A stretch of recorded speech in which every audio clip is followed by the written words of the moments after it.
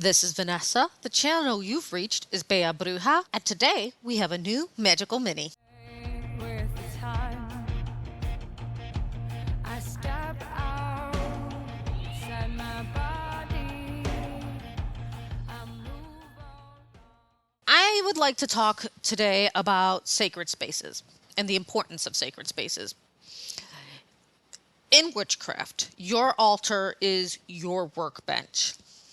So if your altar is your workbench, your work area should be clean in order for you to do the work.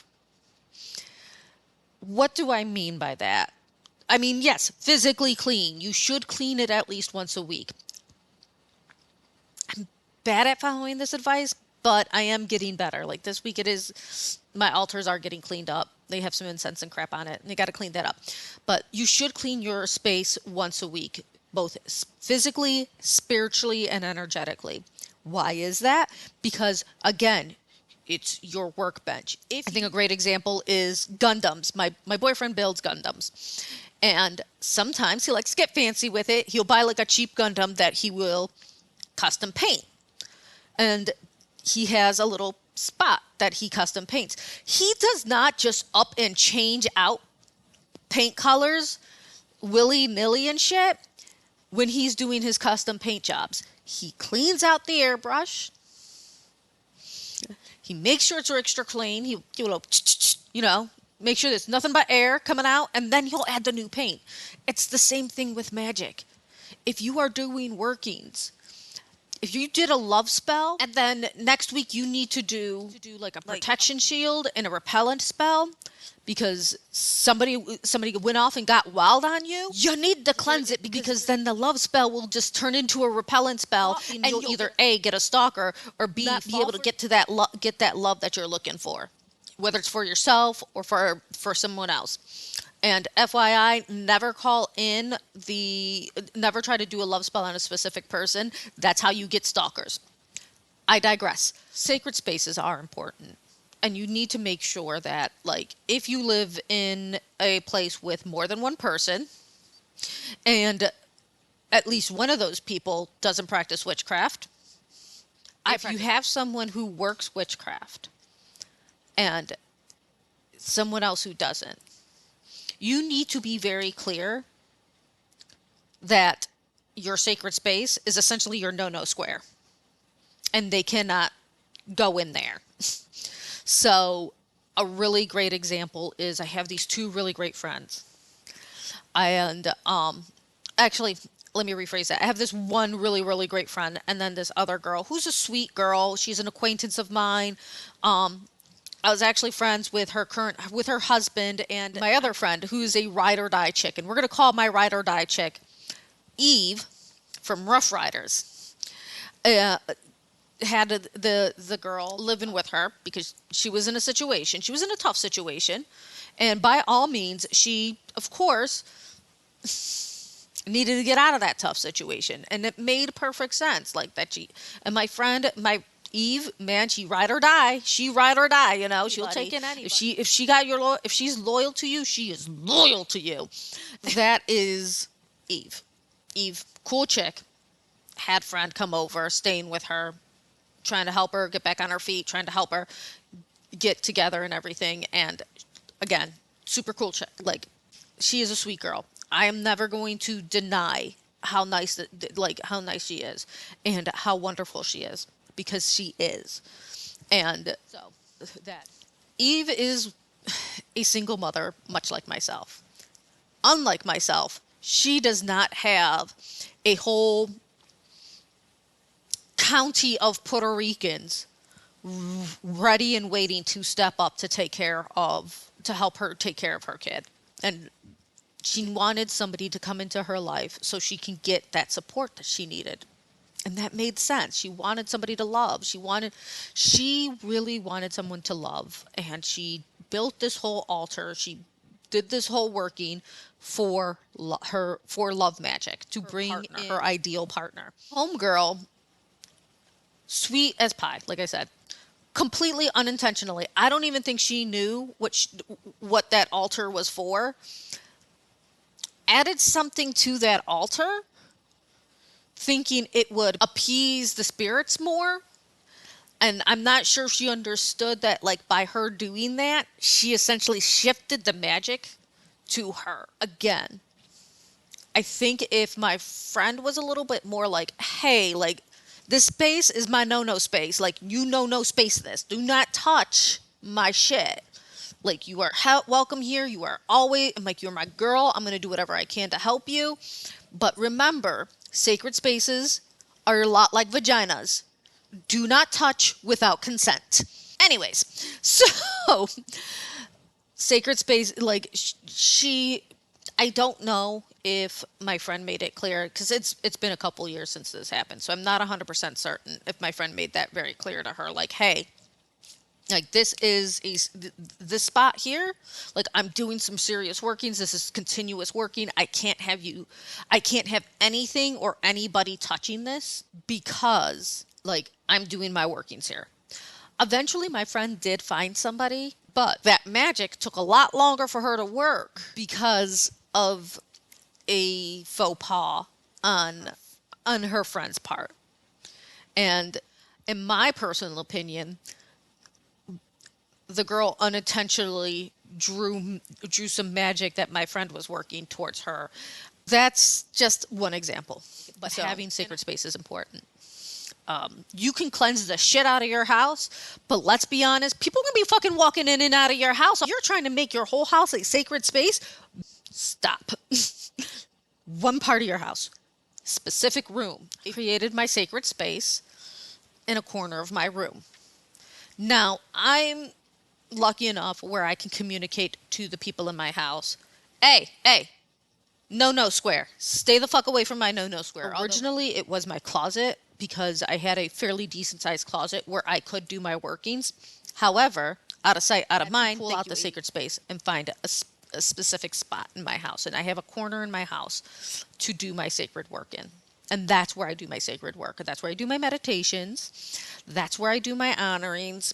That's where I do my reading. That's where I do my deep readings. And that's generally where I do my magic work.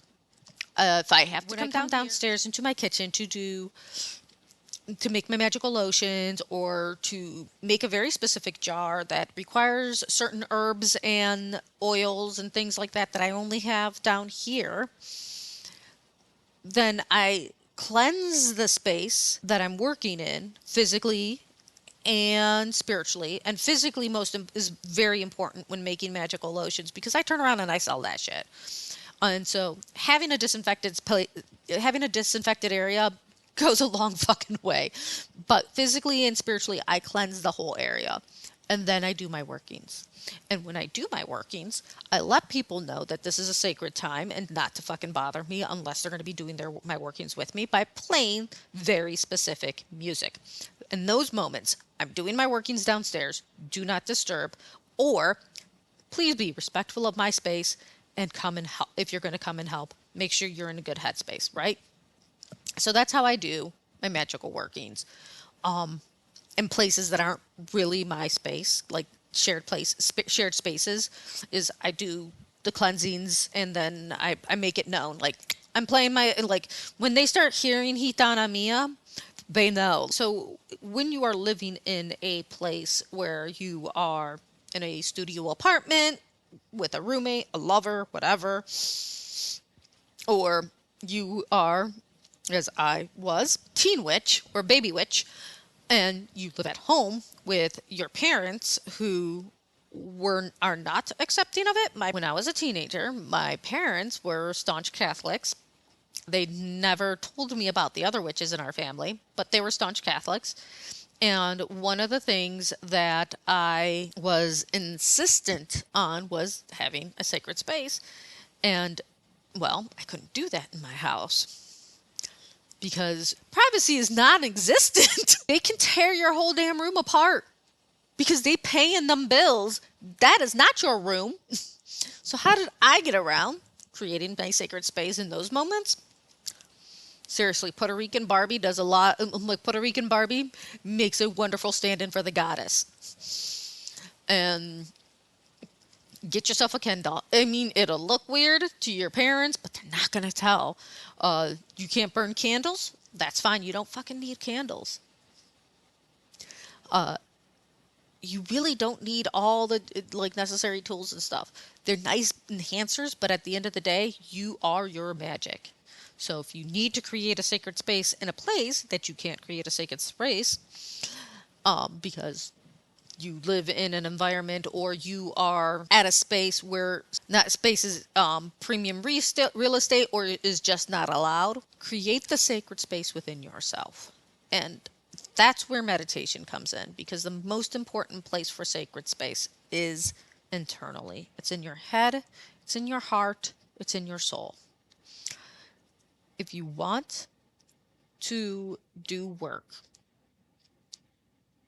at work in your cubicle, I've done this. Having a couple of rocks, and honestly, it doesn't even need to be like fancy rocks like I had. I had a whole ass rock collection. You can use different rocks and then just paint them the certain colors you need. You are trying to bring out in magic. If you know color magic, that is awesome, and that's where you want to start.